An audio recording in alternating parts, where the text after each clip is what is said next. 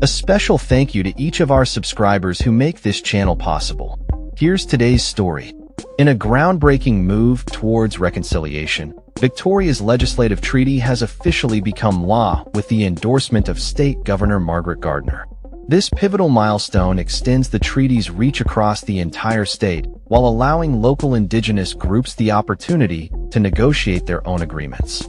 Governor Gardner expressed the significance of this moment, stating, "Today holds profound significance as it represents the coming together of two worlds in mutual respect and partnership." The commitment to this treaty emphasizes the fulfillment of promises made during the negotiation process, underscoring its intention to create tangible change. This landmark legislation follows nearly a year of negotiations between the Victorian government and the First Peoples Assembly of Victoria, initiated by a truth-telling inquiry that brought to light the historical and ongoing mistreatment of Aboriginal people since European colonization. A representative from the Assembly highlighted the broader implications of the treaty, stating, "The legislation explicitly addresses the goal of closing the gap on two occasions." They assured the public, "We will make sure that we deliver on these promises that are set out in this process." The treaty was formally signed by Premier Jacinta Allen in Melbourne, marking a significant step towards reconciliation by granting First Nations people more oversight over decisions that affect their lives. This treaty not only delivers a formal apology to the First Nations people, but also establishes a permanent representative body tasked with advising the Victorian government. Premier Allen emphasized the importance of this treaty at the signing ceremony, stating, "Today marks a new chapter in the story of our state, and recognizing the coexistence of ancient systems of law with modern democratic institutions." She added, "When people have a real say over the things that impact their lives, such as healthcare, housing, education, and cultural practices, their outcomes are improved and our state is made fairer." Despite Australia's colonial history, which has seen it lag behind other colonized nations in reconciling with Indigenous peoples, this treaty represents a significant leap forward. Approximately 1 million Indigenous citizens in Australia often experience socioeconomic disadvantages compared to national averages. Mick Gooda, a Yiman and Gangula man and advocate for Aboriginal and Torres Strait Islander rights, expressed his joy over the treaty's signing. "Finally, the government has taken notice of what Aboriginal people need to move forward," he remarked.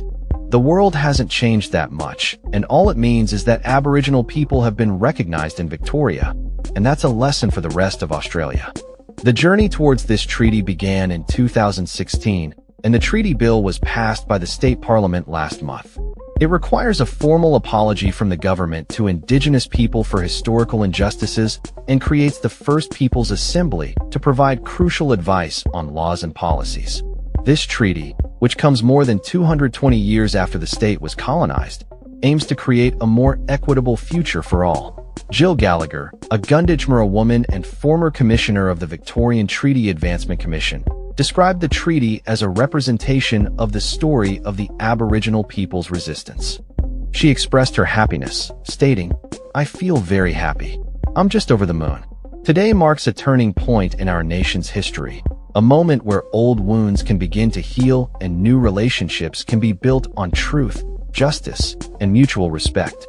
Premier Jacinta Allen reiterated the significance of this treaty, describing it as a new chapter in Victoria's history, founded on truth and guided by respect.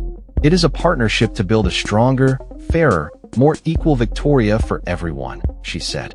Australia's colonization began in 1788, with settlers arriving in what is now known as Victoria in the early 1800s. While treaties were signed with Indigenous peoples and other colonized nations, Australia had never formalized such agreements until now. The United Nations Human Rights Chief, Volker Turk, has described the treaty as historic, stating that it addresses the ongoing exclusion and discrimination faced by the First Peoples of Australia due to colonization.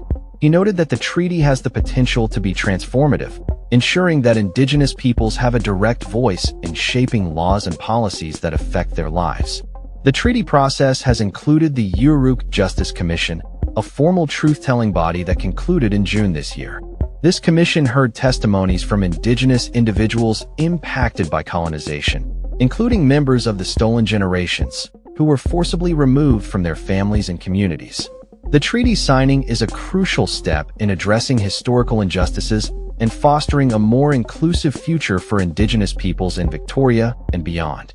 As Australia moves forward, the eyes of the nation and the world will be on Victoria, witnessing the implementation of this treaty and its potential to inspire similar efforts across the country.